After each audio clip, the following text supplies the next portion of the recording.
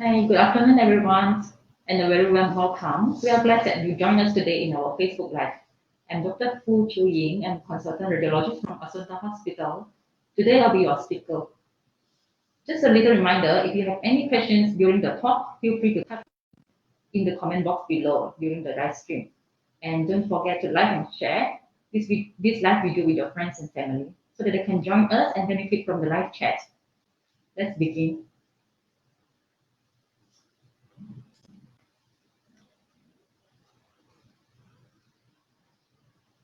Okay, in conjunction with this Pink October, which is a breast cancer awareness month, I'm going to give this presentation aiming to increase breast cancer awareness to the public and encourage screening.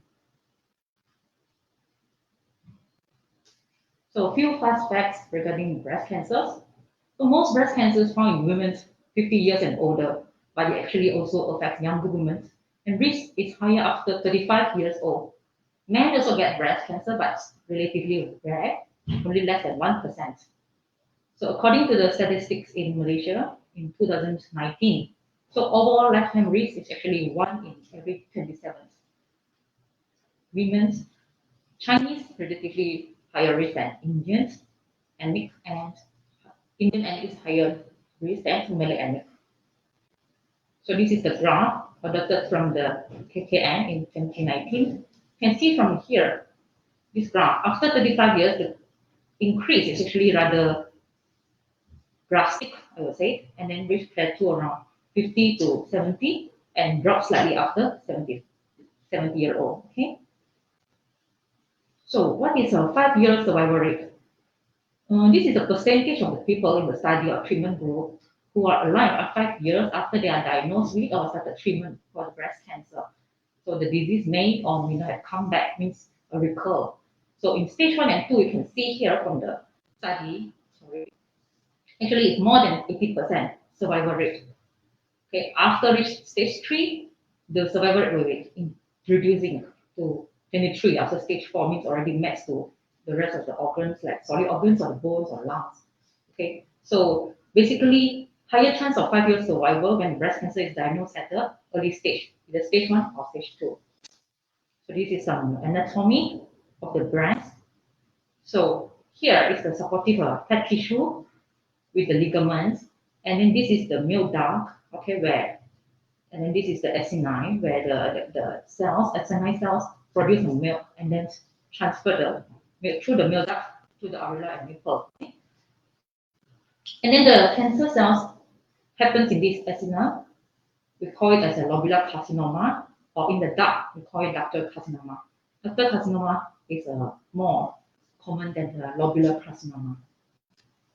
Cancer is a term, actually it's a broad term for a class of disease where the cells, initially healthy cells with unchecked growth, so it keep growing and keep growing until it's become a big mess, and then start to invade the rest of the body, the normal cells, and then it may actually follow the bloodstreams or the lymph, and then go and sit and deposit in the rest of the body. We call it metastatic. And when this occurs, it's already stage 4. So what is the risk factors? So being female actually is automatically higher risk. Okay, as age increase, the risk of breast cancer also increase. If you have family history, especially the primary first degree relatives like mother, sisters, or daughters, all these are the first. We call it first degree. Okay, family history, the risk is higher. If from the lab test, if carrying a pathogenic gene like BRCA1 or BRCA2 genes, also are in the higher category risk groups. Personal history of breast cancer or from the previous biopsy show that there are some ductal hyperplasia. All these are also considered higher risk. And reproductive factors. The number of cycles, the number of menstrual cycles, if there is more, risk is higher according to the studies. So early menarche, less than before 12 years old already start the menstrual period, and late menopause, more than 50 years old, now baby before, no breastfeeding before, all these are considered the risk factors for breast cancer. Hormonal factors. Experts also think that unopposed or prolonged hysterectomy or OCT or combined replacement therapy actually also has more risk of breast cancer. Radiation exposure for other causes, like let's say lymphoma, Hodgkin disease, or the breast cancer on the contralateral side, also increase the risk of breast cancer. So these are the symptoms. I give you the actual picture so that during the next slide, I'm going to teach what is the breast self-examination. So these are the symptoms that you need to learn during the breast self-examination. Here, you can see, here, the lump, okay? This is the breast lump. It indicates that there's something is sitting below, okay? Here is a skin dimpling. Something is pulling the skin. Initially it's smooth, but something is pulling down there. That's why I got this skin dimpling. And then it's a newly inverted nipple. Why it called newly inverted? Because some people they will have a congenital inverted nipples. These are normal. If the new findings of this inverted nipple, it is not something good. May have some CA or we call it mass pulling below, pulling the nipple, pulling inwards. That's why I have this retraction. And then the skin changes like redness and scaling also is a sign of breast cancer, maybe the sign of breast cancer. Pitting of the skin, you see? Okay, like the skin of the orange. In medical term, sometimes we call it pudy orange. Okay, this is because of the edema, because of the plugging of the lymphatic channels. That's why the lymph is not good. The flow is not good. That's why causing edema, causing swelling, retention of the fluid in the breast. That's why we have this experience. And then the nipple discharge here, bloody discharge, especially, we are quite concerned for breast cancer. So how about breast cancer in male? So as I said before, it's less than 1% of all breast cancer cases develop in men. And then usually also detected as a hard lump underneath the nipple and areola. In the study, men carry a higher mortality than women, but why? This is because the awareness is less, so causing delay in seeking treatment. Otherwise, detect early, actually the survival rates and the treatment for men with breast cancer is very similar to those for the women.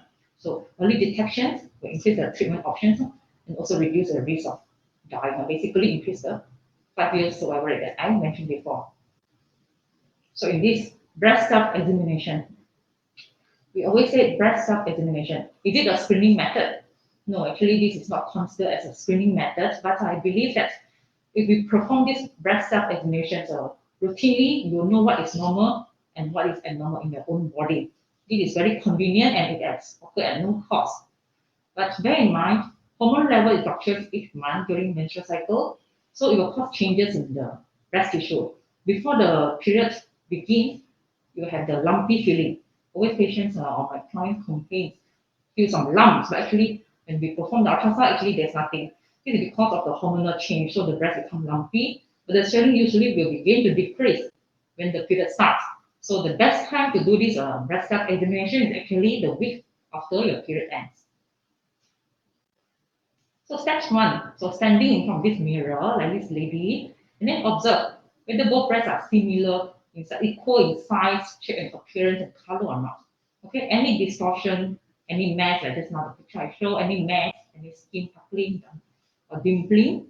The nipple, is it inverted or not? Any soreness, any redness? Okay. Then raise up. Why need to raise up? Because you want to see any pulling. If something is pulling beneath, the breast will have this distortion. Okay. So see whether both breasts are equal in position or not. Okay. Then gently squeeze the nipple. See any discharge. Any discharge coming out of fluid. Okay. It can be watery, milky, yellowish, or fluid, or blood. Sorry. Okay. Then go for palpation and go to feel for any lump. Okay. We can do it whether standing, sitting, or lying down position. Is any position as long as comfortable. Okay. Use this one. First, the second to 5 fingers. Use the flat. Okay. Flat of the fingers. Don't use the fingertip because our fingertips is actually very sensitive. Can easily feel any kind of lumps. So use the flat of the fingers. Okay. And then cover the entire breast from top to bottom or side to side. Remember to check the armpit also because sometimes we can't feel the lump in the breast, but the lumps actually occur in the axilla because of the lymph nodes enlargement from the breast cancer, then they already separate to the lymph nodes, then the lymph node get enlarged. So by filling the lump in the axilla, we can actually sort of find out there's some abnormality happening in the breast. So this is a pattern you can ignore. So screening, what is screening? I said encourage screening in this breast cancer awareness month. Okay, screening actually is performed in individuals without any signs or symptoms of the disease. Aim to early detect the disease and then get better chance of survival. If already have the symptoms and already can detect it by the doctors, actually this will be called diagnostic. It's no longer a screening. Screening is for the individuals without any signs and symptoms. Okay, screening mammography, according to the recommendations by our Malaysian KKM, is actually 2 yearly, every 2 years in women aged 50 to 74 in general population. Women with higher risk factors, as I mentioned just now, but there's no genetic variant. Okay, screening mammography are recommended annually every year from 40 to 59. Afterwards, it's 2 yearly from 16 onwards. Okay? Those who are carrier with pathogenic genes, then starting at 30-year-old, we will try to offer annual MRI if the facility is there. Annual MRI because no radiation. After that, every year mammogram from 40 years and above, and 2 yearly after 70. So what is mammogram? Mammography actually is an X-ray of the breast. Actually utilize very low dose of the radiation to look for any abnormal shadows or calcifications in the breast. Okay. Now we have this new technology called digital breast tomosynthesis, also commonly known as a 3D mammography. This is a new screening and diagnostic breast imaging tool. Actually, it can better improve our detection rate for this breast cancer. Okay. How accurate? Is it 100% accurate? No, actually it is not. It is 85 to 90% accurate only. Okay. It has to improve ability, but still has this limitation. So we have to use other modalities, combine all these to detect, and then plus the clinical examination by the doctors, of course, okay, to help to detect the pathology before they are large enough to be felt. So on the day of the mammogram appointment, now what should we do? Just follow your normal routine, eat, drink, and take your normal medications. But if you're breastfeeding or pregnant, so you will have to delay the appointment for the mammogram. Okay? Then what happened during the day of the mammogram? On the day, don't wear any body powder, remember. Don't apply any lotion or cream or deodorant because these are some of the ingredients that contains aluminum. So these particles actually can look very abnormal on the mammogram and cause confusion. Okay. The day also you'll be asked to remove all clothing and jewelry above the waist and then given a hospital gown to wear. The technologist, the radiographer, will ask you to expose one breast at a time, and then the breast is positioned on the breast support plate. Then another plastic tether will compress the breast. Okay, and then mammogram image is being taken when the breast is compressed. This compression actually often causes discomfort to the patients, but it is necessary because you need to evenly spread out the breast tissue. Okay, the least amount of radiation will be used if the breast is compressed as thin as possible. If the breast is too thick, then the radiation amount has to be higher so that it can penetrate the tissue. So during the 3 to 5 seconds, you'll feel some discomfort or pressure, but afterwards, actually you'll be able to resume back your normal activities immediately. Okay, there will be no consequence or no sequential side effect afterwards. Then the mammogram image will be interpreted by the radiologist and explained to you by your healthcare provider during your clinic appointment. This is the scenario. This is the actual what is happening during the mammogram. Here is the technology. Then this is the mammogram machine. Okay, doing the breast compression. So let's say for example, this is the left mammogram. So the compression will be taken in these two views, transverse and then the middle. This will call it cranial caudal. Actually, the image will be like this. And then another compression will be this way, oblique. Then the image taken will be like this. This is a standard image. 2 views for each breast. So this is the normal mammogram. Whatever whitish tissue here is the normal fibroglandular tissue. Okay. The blackish ones are the fat. Okay. These are the normal mammogram. No abnormality here. So What is it then? See this very round, oval shape like an egg. This one, we will see if we see in the mammogram, we are quite certain this is relatively benign looking. This one, see here, looks like something there among all this whitish tissue. Something like a mass is there. Is it there or not? Actually, we are not so sure, right? So this is indeterminate. But if something here like this, like a starry appearance, okay, this is very suspicious. How about calcifications? Calcification is the so-called white spots on the mammogram.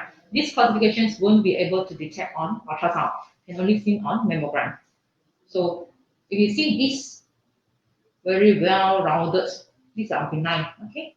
Rounded, coarse, biggish calcification, these are benign. But if you see some sandy white spot grouped together, sit together, this is suspicious because this may represent the cancer with some calcifications and sitting in the duct. You can see this something like the duct, okay?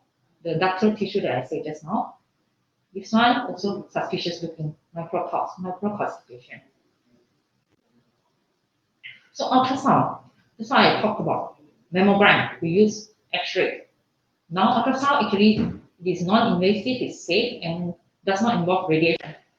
Ultrasound will help to determine if the abnormality we see just now from the mammogram or the whitish one, they are solid or they are cystic. Okay, it can be combined, solid or cystic. We won't be sure on the mammogram until and then we perform the ultrasound. So combination of the mammogram and ultrasound actually improve the detection of breast cancer. Clients often ask me whether mammogram is better or ultrasound better. Which one is, if I opt to choose, which one I should choose? But actually, I want to let you know is a mammogram and ultrasound, they are actually complementary to each other. In the 40 and above, after we perform the mammogram, sometimes the breast is too dense, too many whitish or fibroadenous tissue. We may miss the small mass. Okay, so ultrasound actually is supplements. We can detect those small lesions. So there's nothing say that ultrasound or mammogram is which modality is better than the other. Actually, their function is to improve the detections of the breast cancer. So they actually complement each other. So this is what will happen during the ultrasound study. Okay, usually it's the radiologist or the sonographer will be the one who perform the examination. Okay, then just lie down, the rest comfortably, no pain. You shouldn't have any pain. And then the procedure takes around maybe 10 to 15 minutes.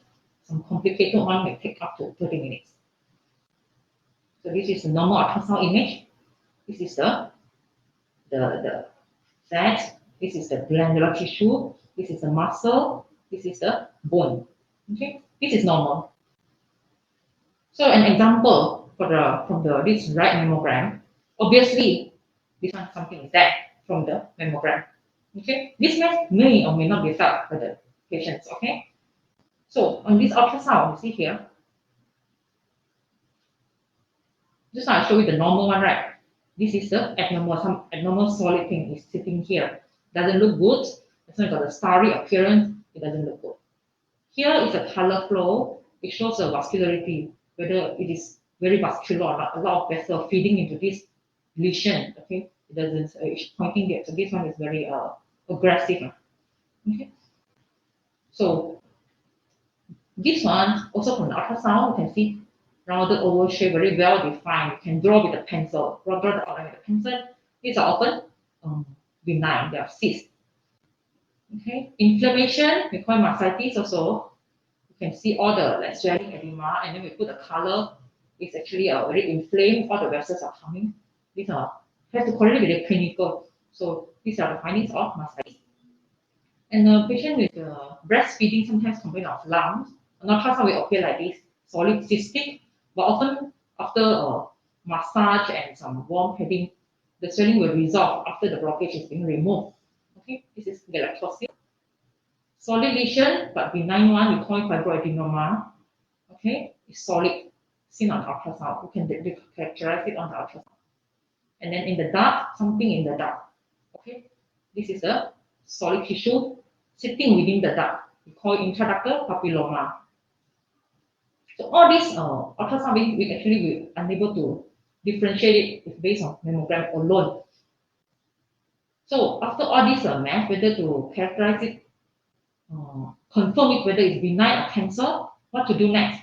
And usually your doctor will order biopsy, core needle biopsy, okay? Means that we put in a needle under ultrasound guidance and then take out some tissue and then send to the lab to confirm what is the nature and what is the cell, what is the pathology of these lesions, okay?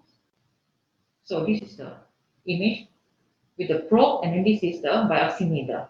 See, before that, we can see on the screen, this is the lesion. Our needle is coming through the lesion. And after we fire it, the needle will go through, and then the sample will be taken from this tissue. Usually, we will take 4 to 6 samples according to the adequacy of the samples. And then all this will send to the lab. If it is benign, you can leave it as such, and then just continue monitoring. If malignant, then usually you'll be referred to the breast surgeon for further action for treatment. So what if the lump is not felt and not seen on ultrasound, but only seen on mammogram as these whitish spots? So what is the option? We have this vacuum-assisted stereotactic breast biopsy. We use this device. This is needle, okay, and then with this assistance, then we can guide the device into these calcifications and then take samples from here. Okay, this is the samples taken. You can see that some white dots in the tissue. So this is the pathological tissue where it's going to send to the lab for the studies and analysis. So these are the range of treatments if diagnosed as breast cancer. Okay, often you'll be offered surgery, chemotherapy, radiotherapy, and hormonal therapy, and some also the biological therapy.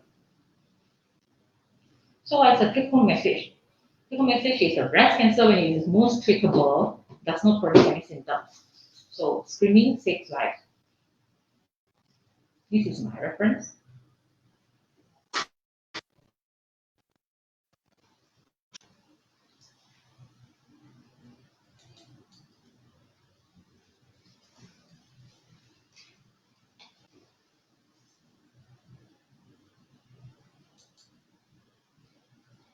Okay, now I have questions. So Rachel Louis asked, deodorant can cause breast cancer? Actually, there are some myths regarding this, but studies actually shows there's no such thing as deodorant is proved to cause cancer.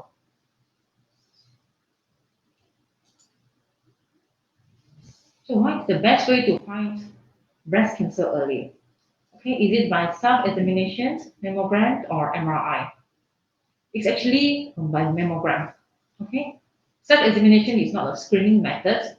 It's just one way for you to get to know your body. If anything's abnormal, get to see your doctor early. Okay, then your doctor will arrange a mammogram or an ultrasound. Okay, for further evaluation. Okay, thank you, Dennis Pang.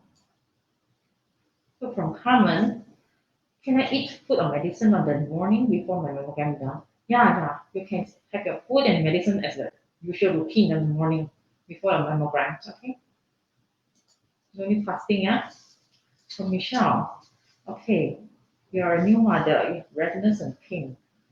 Usually, in the young mother, mastitis, inflammation of the breast is the cause. But please see the doctor, and then to make sure after the treatment, the mastitis should resolve. There's one entity called inflammatory breast carcinoma. Actually, if after the treatment the inflammation is not resolved, you may need to take biopsy on the breast because to find out whether is there any inflammatory breast carcinoma there, because the prognosis actually is already stage, it's already a T4 we call it. So please see the doctor and then ensure this mastitis resolved. Okay, is there any more questions? Okay, so thank you. In the time of interest, in the interest of time, I'm afraid now we won't be able to address more questions. Thank you for keeping the question coming, and we seek to answer the rest of the questions by replying to your comments. We have reached the end of our sessions for today. Thank you very much.